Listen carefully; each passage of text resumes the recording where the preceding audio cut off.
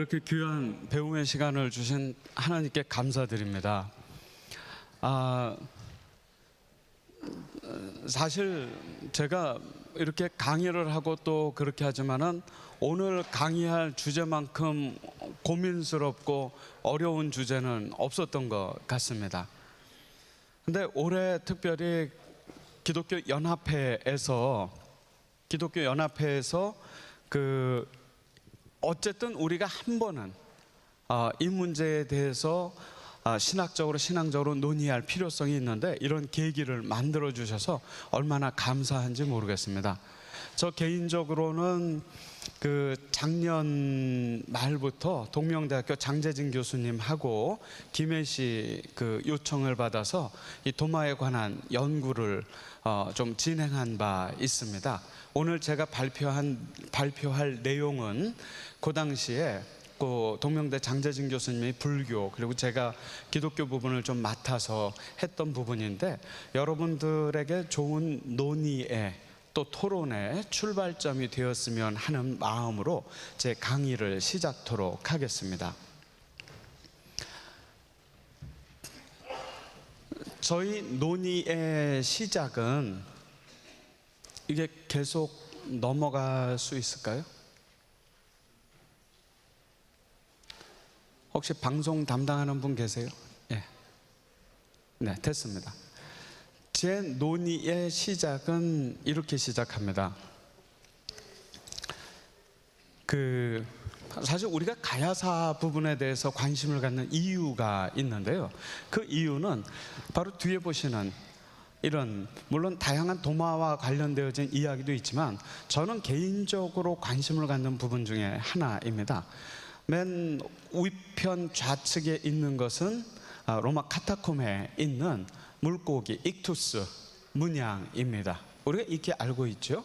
그리고 오른쪽 상단에 있는 것은 우리가 그 갈릴리 호숫가에 오병이어 교회가 있거든요. 성지순례 다녀오신 분들은 아마 들렸을 겁니다.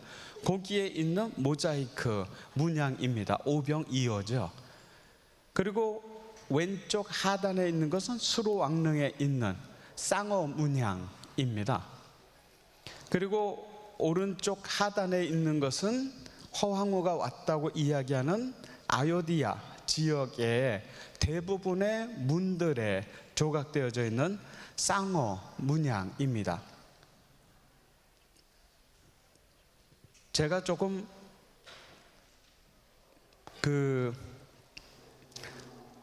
여러 가지 역사적인 상상의 나래를 좀 펼칠만 하지요? 어떠십니까? 네?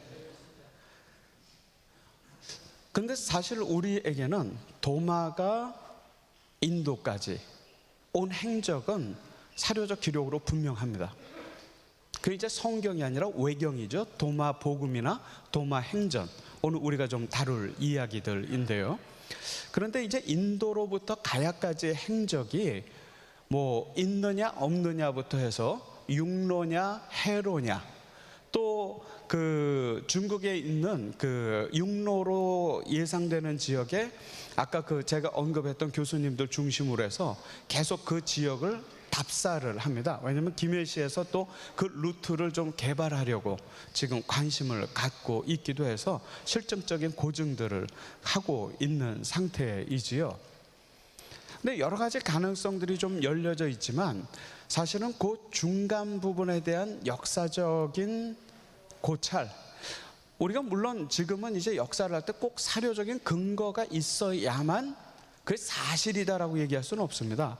그 역사적 사료에 수많은 행간이 있고 우리가 성경과 교회 역사에서 접하는 기독교 예수 그리스도의 제자들 외에도 수많은 예수 그리스도의 제자들과 순교자들이 덧쳐 있었던 것 알고 있지 않습니까? 그런데 우리에게 다소 조심스러운 부분은 그 역사의 행간을 어떻게 우리가 맞춰 나아갈 것인가. 사실 우리 주변에 있는 많은 상징들과 또 심볼들이요, 기독교와 유사한 걸 찾는 방법도 있지만 제가 이제 교회 역사를 전공하다 보니까 저희 학생들하고 일본의 나가사키, 큐슈 지역과 각종 지역들을 조금 이제 그 답사를 많이 갑니다. 이번에도 제가 이제 이단 연구에 관심이 있으니까 우리 대학원생들하고 오사카하고 나라하고 교토하고 특별히 천리교가 시작된 천리시까지 한번 답사를 쭉 하고 왔는데요. 북큐슈 지역에 우리 학생들을 데리고 이제 그 버스를 하나 빌렸고 쭉 지역을 이제 답사를 하면서 북큐슈 지역의 고래박물관에 가면요, 그 일본의 그 그리스도인들이죠, 숨겨진 그리스도인들이죠, 익명의. 그러니까 예수의 선교가 시작이 되어지고 박해로 인해서 신부들이 다 죽고 나서 떠나고 나서 거기에 남겨진 일본 그리스도인들은요, 그 박해에서 살아남기 위해서 불상 뒤에다가 십자가를 그리거나 불상 안에 십자가를 숨기거나, 심지어는 한번 보십시오. 저곳에 있는 저 족제 안에 있는 사람은, 이 사람들은 예수라고 생각합니다. 한 일본 여성이 아이에게 젖을 먹이고 있는데 이걸 성모 마리아상으로 생각합니다. 우리가 볼 때는 어떠세요? 완전히 일본식 불교식이죠. 근데 이들에게는 이거는 그저 상징일 뿐, 이 안에 담겨 있는 기독교 상징이 그들의 신앙의 대상이 되는 겁니다. 그래도 일본에서는 이러한 그 역사적인 후손들이 이어져 왔기 때문에 역사적인 상상의 나래보다는 오히려 이 그리스도인들이 있는 존재 자체가 그것을 증명을 하고 있는 것이지요. 오늘 우리는 이 문제를 어떻게 접근할까? 제가 일전에 그 미국 캐나다 국경 앞 나야가라 폭포라고 있죠. 그 폭포 있는데 한번 간 적이 있는데, 폭포를 보기 전에 거기에 이제 영화관이 있어서 폭포에 관한 역사를 얘기를 해주는 영화관이 있습니다. 그 영화를 보는데 교회사를 공부하는 저한테 참 인상적인 얘기가 하나 있었어요. 바로 이 얘기입니다. 역사는 전설이 되고 전설은 신화가 된다. 우리가 역사라고 이야기하는 것이 우리 곁에 신화로 와 있을 수도 있고, 우리가 역사라고 하는 것이 우리 가운데 전설로 와 있을 수도 있습니다. 사료적인 근거나 문서 자료가 없기 때문에 그것이 그저 신화고 거짓이다 라고 얘기할 수 없는 것이 있죠. 우리가 알고 있는 역사도 어떤 역사가에 의해서 취사 선택되어진 것이고, 그의 역사관에 따라서 역사는 이처럼 어느 순간 전설과 신화가 될 수도 있는 것이죠. 이런 큐슈의 예나, 또 우리가 아까 그 쌍어 문양에 관한 어떤 유사성에 대한 궁금증이나, 혹은 이러한 그 역사, 전설, 신화, 이런 가능성들을 두고 오늘 제가 여러분과 나눌 이야기는 사도 도마의 흔적들, 특별히 성경과 성경이 아닌 외경, 도마복음과 도마행전에 나타난 사도 바울의 이야기, 그리고 그 이후에 그 사무엘 마펫 선교사나 혹은 한신대 이장식 교수를 통해서 드러났던, 또 주장되었던 가설들, 이 문제에 대한 이슈들을 제가 한번 쭉 다루어 보면서 오늘 관심을 갖고 참석하신 여러분들이 좀 더 조금 상세하게 접근할 수 있는 그 기초를 제가 조금 놓고 싶은 것이 소망이고, 제 강의 이후에 또 여러 발표자들께서 또 다양한 또 말씀들을 해 주시리라 생각을 합니다. 제 발표문을 여러분들에게 드렸는데요, 일단 제가 서론을 조금 읽어 보겠습니다. 본 연구의 목적은 예수의 제자이며 초기 기독교 지도자인 사도 도마의 가야 방문 가설에 관해 역사적으로 조사하는 것이다. 현재 경상남도 김해시에는 사도 도마의 흔적을 찾는 성지순례 방문객이 늘고 있고, 이로 인해 도마의 가야 방문에 관한 학문적 연구의 필요성이 제기되고 있다. 인도에서 온 것으로 알려진 가야국 시조 김수로 왕의 왕비 허황옥과 사도 도마의 관련성에 대한 역사적 연구를 통해 설화와 신화로 전해지는 가야 왕국의 기원에 대한 기독교 역사적 관점으로 연구하고자 한다. 이를 위해 기독교 경전인 성경과 다양한 초기 기독교 문헌들에 나타난 도마의 행로를 탐구하고, 특히 도마의 인도 방문과 활동에 대한 연구를 통해 그의 가야 방문의 진위를 추적하려고 한다. 성경을 비롯해 성경에 포함되지 않은 도마복음과 도마행전을 비롯한 초기 기독교 관련 문헌들에 나타난 도마에 대한 연구를 통해 초기 기독교 공동체 안에서의 도마의 위상과 역할을 소상히 알 수 있다. 특히 인도에서 활동을 기록한 도마행전을 통해 가야 방문의 개연성에 접근할 수 있다. 초기 기독교 역사가인 유세비우스가 기록한 교회사에도 사도 도마의 인도 방문에 관한 기록이 나타나고 있다. 예수님 제자 도마의 가야 도래에 관한 연구는 국내외 기독교인 및 일반 시민의 김해 역사기행의 한 주제로서 역할을 할 것으로 기대된다. 현재 경남도 김해시에는 사도 도마의 흔적을 찾는 성지 순례객들의 방문이 늘고 있고, 이로 인해 도마의 가야 방문에 관한 학문적 연구의 필요성이 제기되고 있다. 전설과 신화를 넘어 역사적 실체에 대한 접근을 통해 6회로를 통한 고대 종교문화의 교류의 개연성을 제시하고, 이를 통해 고대 기독교의 가야 전래 가능성을 탐구하고자 한다.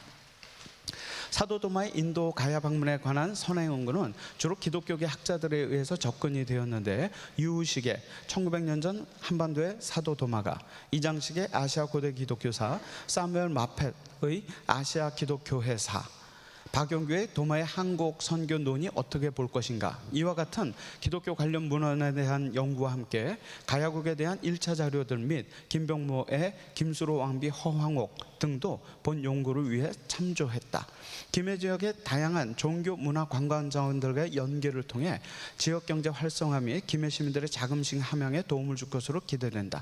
또한 기독교 인구 비율이 가장 낮은 부산 경남 지역에 위치한 김해의 가야 문화에 대한 관심 증대는 다른 지역 기독교인들의 방문을 촉발시키는 관광 콘텐츠로 자리 잡을 수 있다라는 겁니다. 사도 도마의 가야국 방문에 관한 역사적 연구는 국내 기독교인 및 일반 시민의 김해 역사기행의 한 주제로서 역할을 할 것으로 기대되고, 김해 지역의 문화 관광 자원들과의 연계를 통해 김해 시민들의 자긍심 함양에 도움을 줄 것으로 기대된다. 이러한 역사성과 연계성 및 과거로 역사 유적지에 대한 용이한 항공, 철도, 경전철 등의 접근성도 김해 지역 역사기행을 위한 긍정적 조건들로 주목된다. 사실 김해시가 이 주제에 관심을 갖는 이유는 하나입니다. 관광 콘텐츠 개발입니다. 그런데 우리가 이 역사적인 것을 고려할 때 가장 중요한 게 이제 몇 가지 조건들이 저는 있다고 생각하는데, 하나는 접근성입니다. 김해만큼 접근성이 뛰어난 데가 없지요. 그리고 연계성입니다. 관광 자원들과의 그 연계성도 김해 지역이 굉장히 뛰어나죠. 문제는 하나 남은 과제입니다. 역사성을 어떻게 담보해 낼 것인가가 문제이지요. 먼저 성경에 나타난 도마를 보게 되면은요, 성경에는 이렇게 나와 있습니다. 그 요한복음 그 20장 24절에서 28절까지 보면은 도마가 누구인지, 어떤 인물인지가 잘 드러나 있지요. 여기에 보면 일단 도마는 12 제자 중에 하나로서 디두모, 쌍둥이라고 불렸다고 합니다. 도마는 12 제자 중에 한 사람이고 쌍둥이였다. 그리고 그 뒤에 이어지는 도마의 행적을 보면은 예수님의 부활을 믿지 못하고 예수님이 제자들에게 나타났다는데, 도마는 자기가 스스로 못자국을 보고 내 손가락을 그 못자국에 넣어서 만져보지 않으면 믿지 못하겠다고 이 얘기를 합니다. 그런데 얼마 뒤에 나타난 예수님을 직접 만난 뒤에는 도마가 예수님은 자기의 주님이시고 자기의 하나님이라고 하는 기독교 역사상 가장 대표적인 신앙 고백을 하게 되지요. 그래서 이 도마는 성경에서 보면 불신의 상징에서 믿음의 상징으로 급변하게 됩니다. 이것이 성경이 이야기하는 도마의 모습이었죠. 그 밑에 있는 패러그래프를 보면요, 부활한 예수를 만난 후 도마는 초기 기독교 공동체의 신실한 지도자로 활동한다. 비록 예수를 십자가 처형을 주도했던 유대인들의 박해가 계속되는 불안정한 상황이었지만, 도마를 비롯한 예수의 제자들은 신앙생활과 전도활동을 멈추지 않는다. 제자들은 땅끝까지 이르러 내 증인이 되리라는 예수의 가르침을 따라 세계 각지로 흩어진다. 여기로부터 도마의 여정도 시작된다라고 볼 수가 있습니다. 그 외경에는 이렇게 나와 있습니다. 외경은 이제 도마 복음인데요. 혹시 도마 복음이나 도마 행전 들어보셨어요? 이제 성경 외에도 이런 그 문헌들이 많거든요. 근데 이 도마복음보다도 도마행전에 보면은 특별히 이런 내용들이 잘 기록이 되어 있는데요. 도마복음에 보면은 성경에서 이야기하는 도마보다 조금 더 추가가 되어 있습니다. 여기에는 뭐라고 되어 있냐면요, 이게 요 내용, 제가 직접 인용한 요 내용이 도마복음이 1절, 2절, 3절 시작하기 전에 있는 서언분입니다. 맨 앞에 기록된 내용이거든요. 이 내용에 보면 뭐라고 되어 있냐면, 아래 적힐 내용들, 이 내용은 예수께서 말씀하시고 그의 쌍둥이 형제 유다, 도마가 기록한 것이다 라고 되어 있습니다. 여기에 보면은 디두모라고 하는 쌍둥이라는 표현도 있지만 단어가 하나 추가되어 있죠. 유다. 그러니까 도마가 디두모, 쌍둥이, 유다, 도마로 불려진 것이 이 도마복음의 서언에 나타나 있는 것을 볼 수가 있죠. 특별히 그 유세비우스는 260년에서 340년, 그러니까 3, 4세기를 거쳐 있는 교회의 역사가입니다. 이 유세비우스의 기록에도 이 도마의 이야기가 등장을 하고 있거든요. 이것은 성경이나 도마복음보다는 조금 더 구체적으로 여기에 나타나고 있습니다. 바로 이렇게 나타나고 있는데요, 그 1장에서 사도들이 복음을 전파한 지역에 대해서 설명을 하면서 이렇게 쓰고 있습니다. 이 무렵 유대인들이 처한 상태는 앞에서 설명한 바와 같다. 한편 사도들 및 주님의 제자들은 전 세계로 흩어졌다. 전승에 의하면 도마는 자신이 사역할 지역으로 파르디나를 배당받았다고 한다, 이렇게 되어 있습니다. 파르디아. 그럼 여기가 도대체 어딜까? 그러니까 제자들이 모여서요, 그 각자가 예수님이 땅 끝까지 복음을 전하라고 했으니까 그러면 제자들끼리 아마 지역을 좀 나눠 맡은 모양이에요. 결론적으로는 이 도마는 자기에게 배정받은 곳이 굉장히 가기가 싫었던 지역입니다. 그런데 이 파르디아라는 곳으로 배정을 받았다고 이 유세비우스는 기록을 하고 있습니다. 이 파르디아는 어디냐면 지금의 주로 이란 지역을 포함하는 지역입니다. 그러니까 중동에서 인도로 가는 그 중간 지점이라고 할 수 있겠죠. 이 지역으로 그 도마가 그 선교지를 할당 받았다고 기록이 되어 있지요. 이렇게 유세비우스 교회사가, 그 초대교회 교회사가의 기록에 보면은 도마의 선교지가 그 현재 이란 지역으로 그 할당을 받은 것으로 나타나고 있는 것을 볼 수가 있습니다. 그 도마복음부터 우리가 한번 보도록 하겠습니다.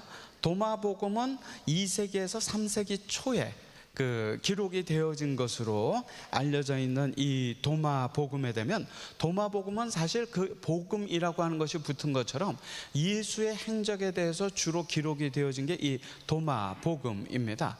이 도마복음에 보게 되면은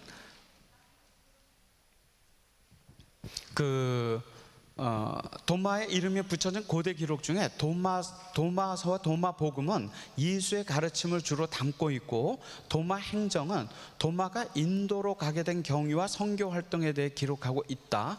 도마행전에 따르면 도마는 초기에는 북인도 지역에서 활동을 했고 후기에는 남인도 지역에서 활동한 것으로 나타나고 있습니다. 그러니까 도마가 할당받은 지역이 지금 이란 지역인데 이란을 넘어서 인도까지 간 것을 볼 수가 있지요. 그 3세기 초 역시 비슷한 시기입니다. 도마복음하고 도마행정에 나타난 그 도마의 어떤 행적을 한번 우리가 따라가 보도록 하겠습니다. 도마행전은 7개 행전으로 구성이 되어 있고 총 170장으로 되어져 있습니다. 첫 번째 행전부터 6번째 행전은 인도로 향하는 도마의 모습과 북인도에서의 활동이 기록이 되어 있고, 7번째 행전부터 마지막 13번째 행전, 그러니까 즉 62장부터 170장은 남인도 지역에서 도마가 활동한 기록과 어떻게 죽임을 당하게 됐는지가 기록이 되어져 있지요. 아주 상세한 기록이 이 도마 행전에 기록된 것을 볼 수가 있습니다. 자, 제가 내용적으로 도마 행전의 내용을 조금 소개해 드릴게요. 그러면은 이 도마가 어찌 인도에 갔는지가 나타나 있습니다. 첫 번째로 1장에 보면 제자들은 제비뽑기로 각자가 활동한 지역을 전했는데 도마는 인도로 결정되었다. 아까 유세비우스는 파르시아라고 얘기를 했는데 도마 행전에서는 인도라고 얘기를 하고 있습니다. 아마 그 이란 지역부터 인도 지역까지 도마가 할당받은 것은 아닌가 싶습니다. 하지만 도마는 건강상의 이유와 인도 사람에게 선교하고 싶지 않은 마음이 들어 선교를 설득 받아들이지 않았다라고 되어 있습니다. 심지어 그에게 예수가 직접 나타나 인도로 갈 것을 권했지만 도마는 당신이 나를 보내시면 어디까지 가겠나이다. 그러나 인도는 가지는 않겠나이다. 앞뒤가 좀 모순이 되는 얘기입니다. 나의 주님이시오 나의 하나님이라는 대표적인 신앙 고백을 한 도마.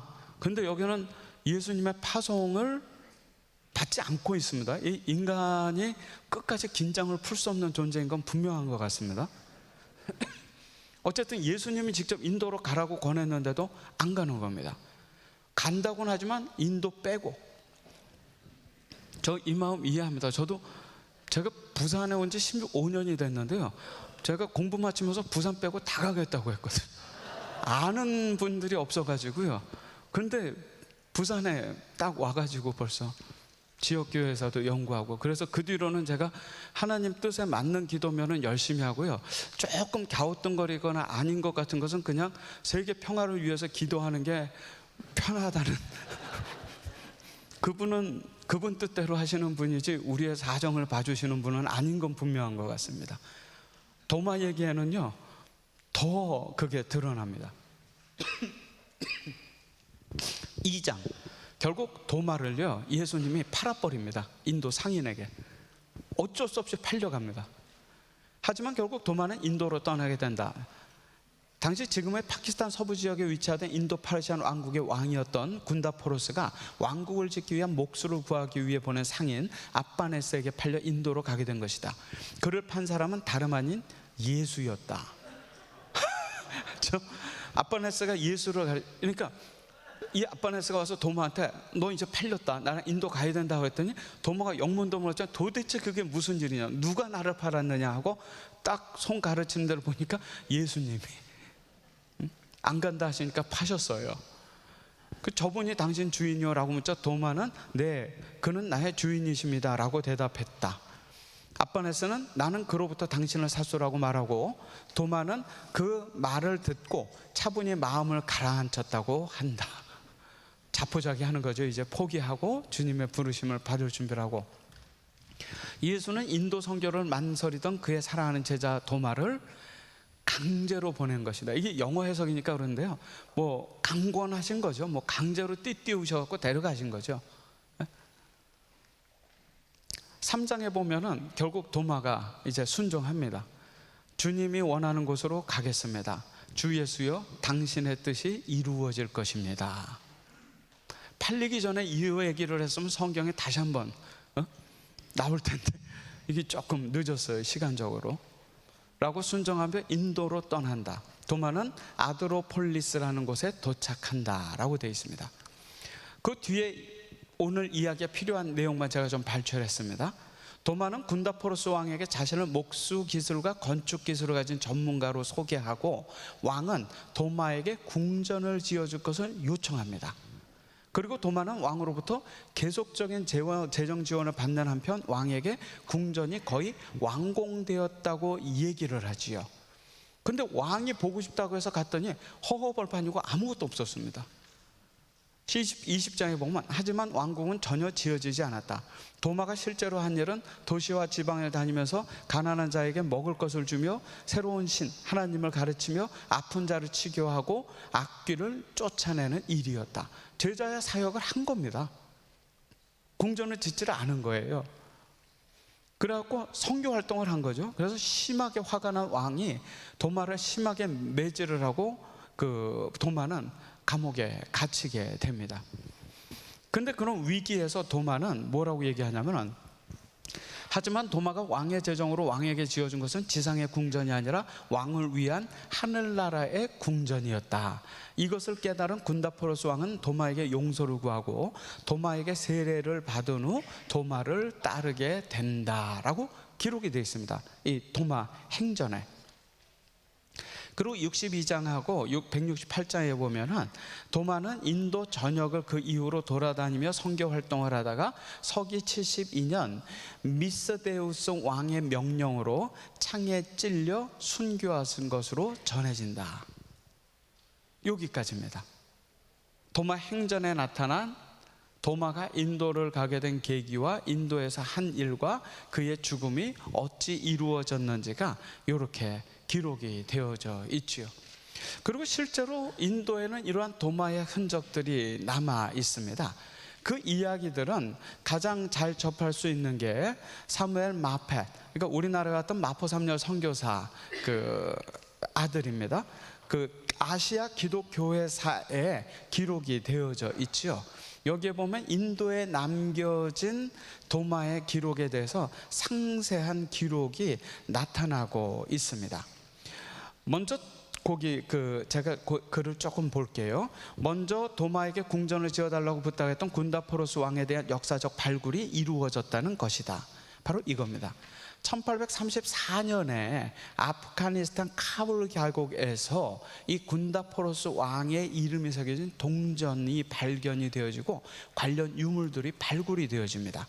그래서 군다포로스 왕의 이름이 새겨진 이 동전들이 대략 서기 1세기경 것으로 연대가 측정이 되어졌고, 문제는 이런 유사한 동전들이 인도 북부 펀잡 지역에서 같이 발견이 되어집니다.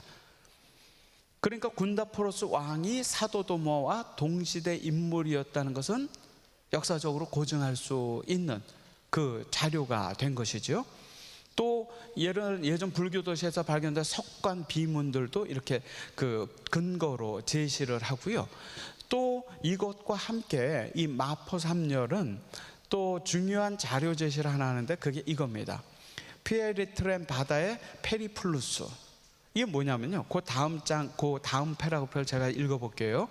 또한 마펫은 기원으로부터 포르투갈 해상권을 장악한 16세기 전까지 로마 제국과 인도를 잇는 해상 무역이 활발하게 운영되고 있었다고 주장하면서 다양한 증거들을 제시하는데 그 중에 하나입니다. 수많은 상선들이 이집트에서 인도를 오고 갔거든요. 알렉산드리아에서. 1세기경에 작성한 문서가 이겁니다. 여기에 나타난 안내서를 참조하면은 바람과 조류들, 항구와 당시에 번성하던 시장들, 민족들, 통치자들에 관한 유익한 정보들이 여기에 다 담겨 있습니다. 여기에 있는 내용을 우리가 한번 보도록 하죠. 이 내용입니다. 이 내용이 길지만 제가 필요한 내용을 발췌했습니다. 여기에 보면은 이집트, 중동 쪽에서 인도로 가는 길이 그닥 어려운 길이 아니었다라고 하는 걸 볼 수 있습니다. 무역풍에 따라 가지고 해변가를 타가 가지고 쭉 온 것. 사실은 우리가 삼별초가 제주도에서 끝났다 하지만 삼별초는 오키나와입니다. 오키나와에 가면 삼별초가 쌓아놓은 성, 도자기 터. 그러니까 중국 본토에서 오고 일본에서 하고 삼별초도 거기에 집권층을 형성하거든요. 뭐 이거는 유물로 다 발견되어진 거니까요. 그만큼 해상로 교역은 활발한 상태였죠. 고대로부터. 이 기록을 보면 몬순 바람은 일정한 시기에 몇 달 동안 한 방향으로만 불어 아라비아해를 가로지른다. 여름에 그 바람들은 인도로 불며 겨울에는 반대로 홍해 방향으로 분다. 따라서 5월부터 9월까지 배들은 더 이상 해안선 가까이 항해할 필요가 없어졌다. 바람이 있으니까요. 다만 인도로 향하는 모든 배들은 바람에 따라 대양을 가로지르며 항해할 수 있었다. 예전에 그 가야방송인가 어디서 그 다큐멘터리를 하면서 직접 그런 무역풍을 이용한 뭐 항해 얘기를 좀 들은 것 같은데 그게 실현됐는지는 잘 모르겠습니다. 알렉산드리아로부터 홍해에 이르는 3주간을 포함하여 모든 여정이 대략 94일이면 가능했다는 겁니다. 94일입니다.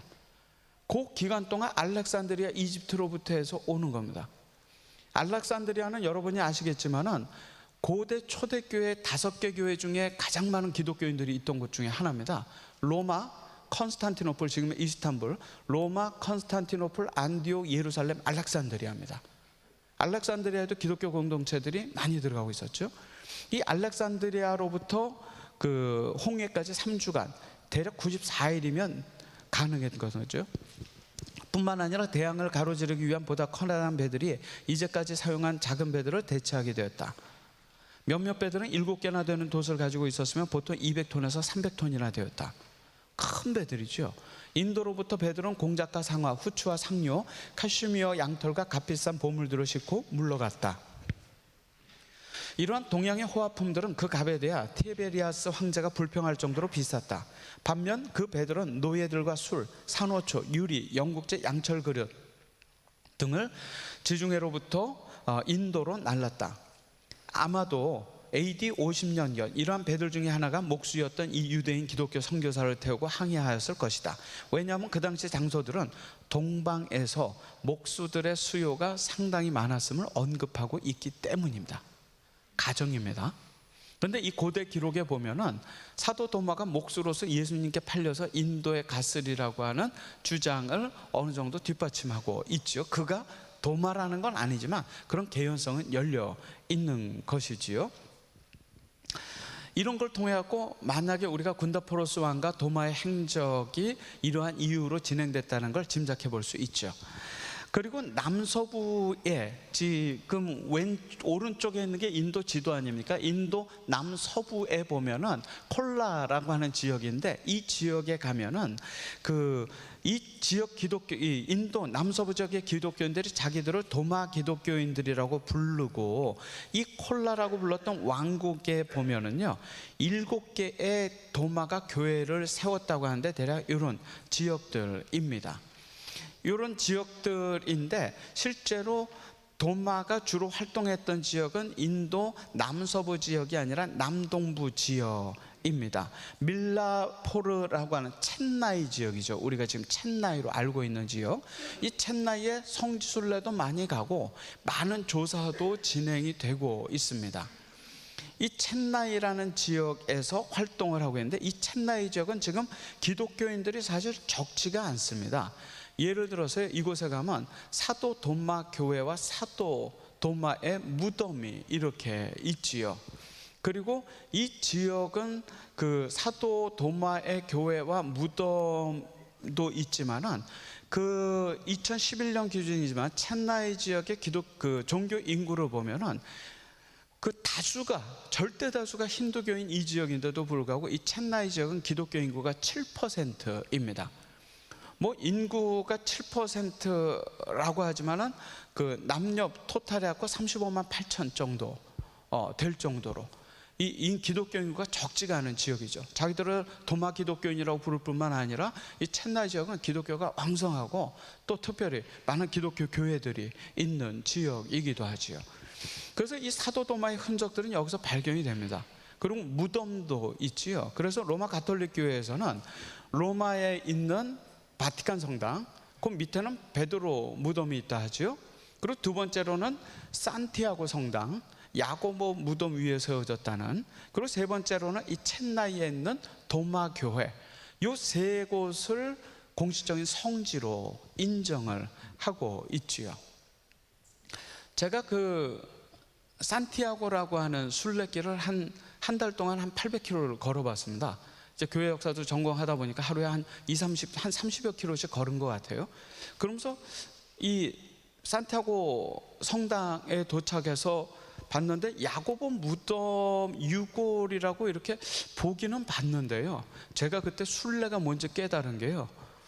제가 목적지는 여기였는데 막상 여기 도착해서 야고보 유해라고 하는 것을 봤는데도 큰 감동이 덜 하더라고요. 그러면서 느낀 게 순례는 여정이구나. 그냥 걷는 그 길 자체가 순례지 어떤 목적을 이루는 것은 순례의 목적지는 있지만 순례는 여정이구나. 이런 걸 많이 깨달았습니다. 제가 이 지역 유적지를 개발하느라고 이제 여러 군데 그를 조금 다녀봤거든요. 근데 어쨌든 요 보면은 이 첸나이 지역은 기독교인들이 인도라고 하면 우리가 힌두교가 다수인 걸로 생각하지만은 실제로는 이런 기독교 인들이 이렇게 많이 있는 지역이고 이게 도마와 무관하지 않다는 것은 여기까지도 입증이 되어지는 것이죠. 그 산티아고라고 하는 순례길은요, 그 왼쪽 상단에 있는 게 산티아고지만 사실은 유럽 전역에서 모읍니다. 프랑스에서도 오고 포르투갈에서도 오고 심지어는 저 멀리 동유럽에서도 오고요. 그게 다 순례길입니다. 이 산티아고라고 하는 지역을 향해 가지고 순례가 이루어지는 거죠. 만약에 인도가 좀 가까운 지역이었다면 인도로도 순례길이 모여졌을 겁니다. 그 상황 속에서. 또 이건 나가사키거든요. 일본 나가사키요. 나가사키 지도인데요. 사실 제가 부산의 기독교 유적지와 관련되어진 글도 쓰고 뭐 자료도 좀 만들어 봤지만 사실 모델이 된 게 이 나가사키였습니다. 왜냐하면 나가사키는 제가 아까 말씀드린 세 가지 조건이 다 부합합니다. 역사성이 있고요. 가톨릭 그 전례 기독교 순교지와 관련 역사성이 있고, 한 전철가의 모든 유적들이 다 모여 있는 접근성이 뛰어나고요. 문화관광유산과 기독교 그 유산들이 모여 있어서 연계성이 뛰어납니다. 최적지죠. 제가 이거를 보고 부산의 중구와 동구가 연계해 있는 그 지역이 역사성과 접근성과 연계성을 만족하는 지역이라는 것을 그때 제가 봤지요. 그래서 그 한국의 연구재단의 연구 그거를 받아가지고 제가 연구를 하고 너무 아쉬워서 마지막에 이런 조그만 그 소 자료집을 하나 그 어느 교회 지원을 받아서 만들었죠.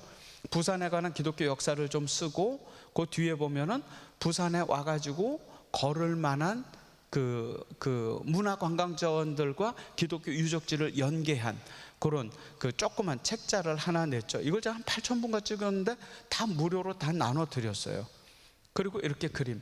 그래서 제가 한 달에 한 2번은 자비량으로 외부 분들 순례를 해줍니다. 물론 부산 경남 지역은 제외하고요. 외지에서 연락이 오면 하거든요. 그래서 일본 교토 같은 데서 제일교포 3세 할머니들도 오셨고, 또 뭐 제주도에서 주일학교 학생들도 오고, 그래서 좀 지역을 소개를 좀 하는. 그래서 제 소망은 이번 것을 계기로 해가지고 이 김해 지역도 이런 유사한 나가사키나 부산이나 혹은 그 산티아고 같은 어떤 단순히 그냥 MSG를 잔뜩 친 그런 게 아니라 실제로 우리가 조금 지역사회에 보탬이 될 수 있는 그런 컨텐츠를 우리가 좀 만드는 게 오늘 세미나의 다음 후속 작업이 아닌가 싶습니다. 이렇게 그 기록들에 보면 도마복음, 도마행전, 성경, 그리고 그 마포삼열 그 선교사의 기록들, 이렇게 도마에 대해서 이야기를 해주는데요. 우리나라에서 얘기가 좀 본격적으로 진행된 것이 이 1990년대 초입니다. 한신대학교 교수님이셨죠. 이장식 교수님. 제가 우연치 않게도 제가 이제 어떤 민경배 교수님이라는 교회사 교수님의 조교를 할 당시여가지고 이 이장식 교수님의 출판 기념회를 가서 제가 앞에서 안내를 했었습니다. 그 책이 이 책인데 그때는 전혀 몰랐죠. 나중에 제가 본 겁니다. 이 책의 뒤에 있는 가야에 관련된 이야기를. 물론 이 이장식 교수님의 가야에 관련된 이야기도 물론 그분들이 가설을 정리하고 본인의 생각을 이제 쓰신 것인데요. 이 책에 있는 내용 중에 조금 필요한 부분을 발췌를 하면은 이렇게 되어 있습니다. 만일 사도 도마가 기원 50년 전으로 인도 서남 지방에서 선교를 했더라면, 그리고 가야국으로 올 기회를 얻었다면 그가 말을 타고 육로로 가야국에 올 리가 없었을 것으로 생각한다. 근데 육로도 하나의 가능성으로 중국 허주에 가서 그 학자들이 연구하고 하고는 합니다. 근데 여전히 해상로가 왔다면은 유효하겠죠. 지리적 조건이나 거리를 보더라도 선편으로 가야국에 왔을 것이다. 육로로는 인도에서 가야까지는 멀고 험하며 안전한 여로가 아니었다. 편안한 배길을 두고 육로를 택할 리가 없었을 것이다 라고 얘기를 합니다. 그리고 그 이장식 교수님은 사도 도마가 인도에서 가야 왔다라 하더라도 단신으로 오지 않을 것으로 추측은 가능하다. 다 가설입니다. 그의 일행 중에 건축과 석조에 능한 사람이 있었을는지도 모른다. 그러나 그들의 한 일을 통틀어 도마가 한 것으로 표현할 수는 있다. 그런데 도마가 가야의 선구자로 왔다 손 치더라도 그의 후배 선교인들이 후에 계속 와서 가야 문화를 개혁하고 건설하는데 이바지했을 거라는 여유 있는 추측도 필요한데, 그렇게 하지 않고 사도 도마가 처음에 가야에 와서 그 모든 것을 만들고 남겼다고만 생각할 필요는 없을 것이다 라고 얘기를 합니다. 이러한 추측을 해가면 가야 토기와 문물에서 그리스도교적이거나 로마 제국의 문화의 흔적을 찾는 것은 말이 안 될지 모른다. 그러나 가야가 인도, 페르시아, 아라비아 그리고 동로마 제국의 영토들의 지방과 교류하고 무역을 행하였으므로 그리스도교의 전례의 가능성을 배제할 수는 없다. 사도 도마가 1세기에 남인도에 와서 선교하여 교회를 세우고 시리아 교회가 계속 그 교회를 지원하였을 때 남인도를 통하여 그리스도교가 가야에 들어올 수 있었을 것이다. 그럴 때 가야의 동로마적 문물의 흔적을 사도 도마의 역사로 단정할 때 생기는 무리한 추측은 피할 수 있을 것 같다라고 얘기합니다. 파편적인 자료들이 있기는 하나, 그 부산 대청동에 가면 정교회 성당이 있습니다. 그 성모 희보 성당이라고. 그 성당에 가면은 뭐 아이콘도 많고 아주 독특한 분위기입니다, 우리 개신교인들한테는.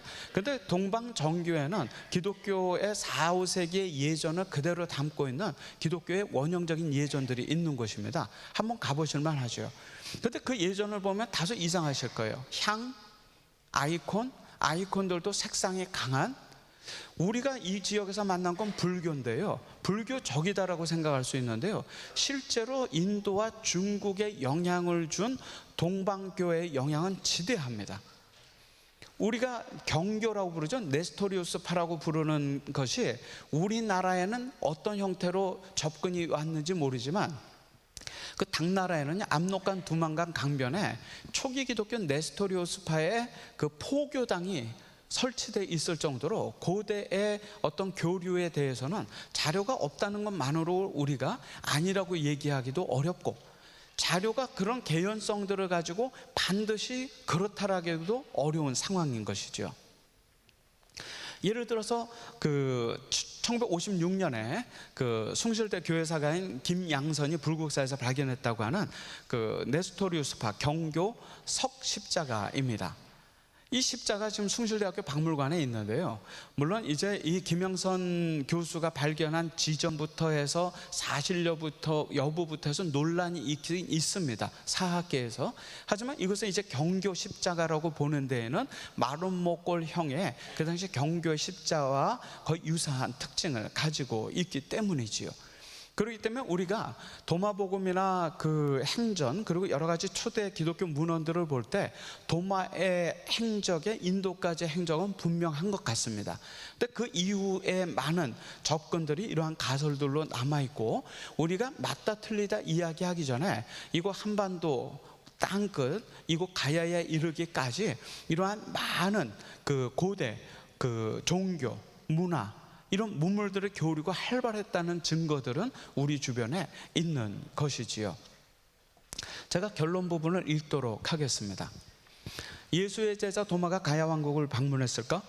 이를 입증하기 위한 다양한 가설들이 제시되었고, 또한 이를 사실로 믿고 기매로 성지순례로 오는 기독교인들이 늘고 있다.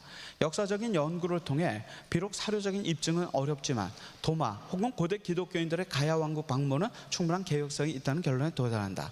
땅끝까지 선교하라는 예수의 명령에 따라 도마가 인도에 갔다는 여러 고대 문헌들의 기록들은 신빙성이 있어 보인다. 게다가 인도에서 도마가 했던 선교 활동 및 그의 흔적들이 오늘날까지 인도 동남부 첸나이 지역을 중심으로 남아있다. 만약 도마의 선교 활동이 이루어진 시점에 인도의 허왕옥이 당시 활발했던 교역로 100기를 통해 가야 왕국의 김수로 왕을 찾아와 혼인했다면 허왕옥이 기독교적 배경을 가지고 있었을 가능성도 있으며, 혹은 그녀와 함께 온 수행인들 중에 도마를 비롯한 기독교인들이 있었을 수도 있다. 하지만 해상과 함께 육로를 통해 들어온 고대 기독교의 영향이 가야 왕국에 미쳤을 수도 있다는 가설은 성립은 가능하지만 옛 가야 왕국과 그 주변 건축물과 조형물에서 나타나는 고대 기독교의 신비로운 흔적들도 설명하기 어려운 과제로 남아있다. 현재 도마 관련성이 제기되는 경북 지역을 연계하는 여행, 관광 콘텐츠 개발이 시도되고 있으며 현재 부분적으로 이루어지고 있다. 만약 도마 관광의 마지막 종착지를 김해 수로왕릉의 쌍호문으로 하고 이를 김해시 문화관광 자원과 연계해 지역 관광 루트를 개발할 수 있다면 이를 위한 역사적 개연성을 지닌 설득력 있는 스토리텔링의 제시가 필요하다. 이를 위한 역사적 개연성을 지닌 설득력 있는 스토리텔링의 제시가 필요하다. 한편 수로왕릉과 수로왕비는 인근에 1894년 때 김해구회가 있어 방문객들의 김해 지역 기독교 역사 탐방 욕구를 만족시킬 수 있다. 많은 고대의 역사적 사건들이 오늘날 우리에게 풀리지 않는 설화와 전설로 남아있다. 그 진실은 찾을 수 없는 것이 아니라 아직 찾지 못했을 뿐이다. 동서양의 활발한 해상교육이 확인된 것처럼 그 교육을 주도했던 다양한 목적을 가진 인물들에 관한 역사적 후속 연구가 필요하다. 고맙습니다.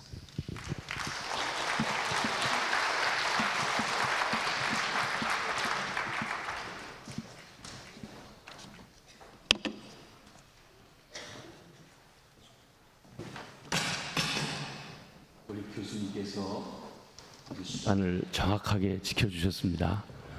여러분이 들어보신 것처럼 45분에 이 강의를 마친다는 게 참 쉬운 일이 아닙니다. 강의하시는데. 그러나 이렇게 맞춰주셨는데 더 궁금하신 것, 더 많은 자료들을 필요로 하실 수 있습니다.